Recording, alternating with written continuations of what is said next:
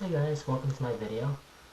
Today it's going to be a video about my portfolio, my Investopedia portfolio versus the market, so the S&P 500 or the SPDR. This is as of 7/5, so July 5th, 2020. So first, let me show you some of the stocks that I have in my portfolio for Investopedia. We have Tesla. These are the purchase times and amounts. I'm just going to scroll through this really quick, and then if you want to pause it to take a look at something, you can just pause the video. I'm not going to read everything I have because it's quite a bit, but I'll scroll through it slowly for you guys. And just pause whenever you need to.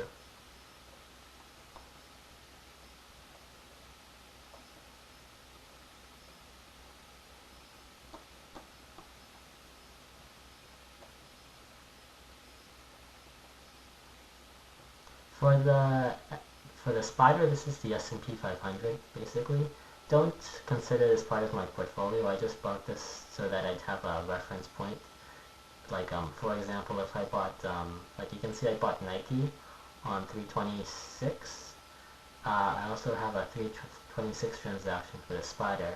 This is just to compare myself to the market. So, like, since I know that I bought Nike at, what is it, 82.76, I'll know that the SPDR was at 256.35. Then I can compare the changes in the SPDR to changes in Nike and see if I beat the market or not. So yeah, these are the stocks. What I did was I transferred all this data to a spreadsheet. So let me go to the spreadsheet really quick. Yeah, so that info is here. So what I'm doing here in this spreadsheet is I'm calculating my profit from each of the stocks that I got versus the market average. So it's like for example, I recommended Tesla. Let's say I invested a certain amount of money in Tesla, just for example, say $1,000 in Tesla. Now I'm asking myself, would I beat the market? So if I invested that same $1,000 in the SPDR, which is the market, the S&P 500, is my investment in Tesla doing better than the market average, which is the SPDR or not? So that's what I'm doing here.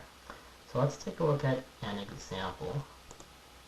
So this isn't real, just for your reference. Date purchased in Investopedia, so for example January 1st, 2020. Take a simple example, let's say I bought something for $45 and now it's $49.50.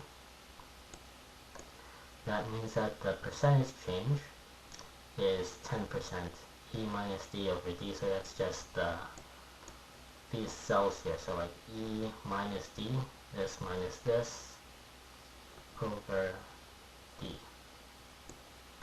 So 10% change.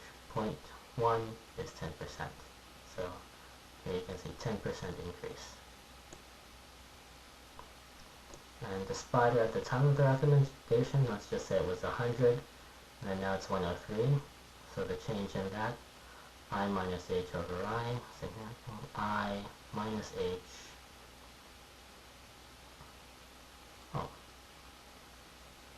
that's a typo actually. Did I put that? Did I make that correct? I minus H. Oh, I have it right there. I minus H over H. That's a typo here. I minus H over H. I have it right in the formula, but I didn't write it. To have it right up there. So I minus H over H. So 103 minus 100 over 100 is 3%. I minus H over H. Okay. So yeah, SPDR went up 3%. Did it beat it? If it's black, it means no. So percent I beat it by F minus J. So F is, where is that? F is here. Minus J, which is here. We got 7%. So in this example, I beat the market by 7%. So let's get into it. Before I get into the numbers, just to clarify, I'm assuming that I have an equal amount of money invested in each company. So it's not like, oh, I bought 5 shares of Tesla and only a little bit of Zoom. It's when I'm doing this analysis, I'm just assuming that everything is equal in terms of money invested in each stock. So I have the same amount of money invested in Tesla as I do in Zoom, as I do in Match. So it's not like a per share basis. But anyway, if you want just the basic numbers, let me zoom out for a second. Zoom, maybe 150. Zoom, 200.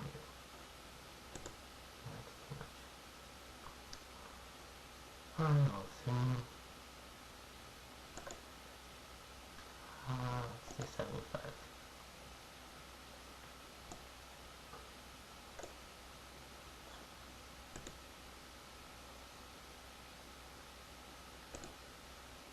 Maybe that's okay. So if you want a basic overview, 22 out of my 27 recommendations have beaten the stock market, as you can see here. And my average recommendation beat it by 29%.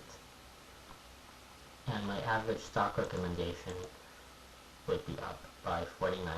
So that's just the overall numbers. So if you want to get into the detail, that's what we're going to go to next. So here, I have Tesla. We got that at 504.68. Now it's 1,208.66. So that means it increased by 139.4% since March 24th, 2020. And at that time, the price of the spider, or the market, one share of that was 238.39. Now it's 312.23, so the market increased by 30.97%. So that means that Tesla beat the market by 108.5% about. So I could go through this one by one, but I don't want to bore you with all the numbers. So I'll leave a link to this in the description below, and you can take a look at it for yourself. But overall, I have, what did not beat the market? I have 5 stocks that did not beat the market. So those are, let's see, CRM, that's Salesforce, Disney, Disney, and Visa on the 24th, and also Nike, and one more, Visa on the 27th. So those are the 5 that underperformed. So, like, for example, that lost to the market by 1.7%. That was Visa. And then here, let's see, Nike lost by about 2.8%. But when I say lost, I just mean lost to the market, because Nike and also Visa, they actually did make a profit, as you can see here. The percentage change in Nike is 18.9%, so that means about 18.9% profit. And here in Visa, it's up a little bit, 1.9% profit, 1.96%. So all of these made money. The only reason that it lost is because the market on average went up more than these stocks did. But everything else, everything here that's white, does not have black, that outperformed the market.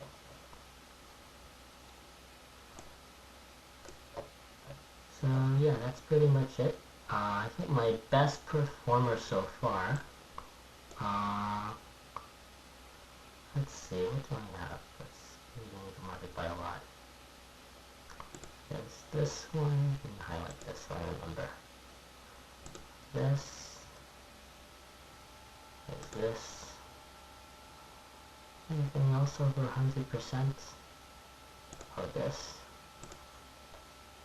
I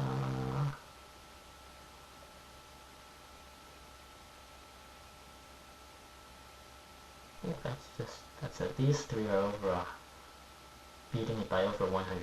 Let's see, we have, I think that's Tesla. Tesla is of March 24th. Also we have this, what's this? Shopify is of March 24th. And the last one, 166%, that is, oh, Shopify again on April 3rd. Alright, so yeah, that's it. Beating the market so far. If you have any questions, just let me know. And then I'll post this in the link below the video so you can take a look at it. Alright, bye.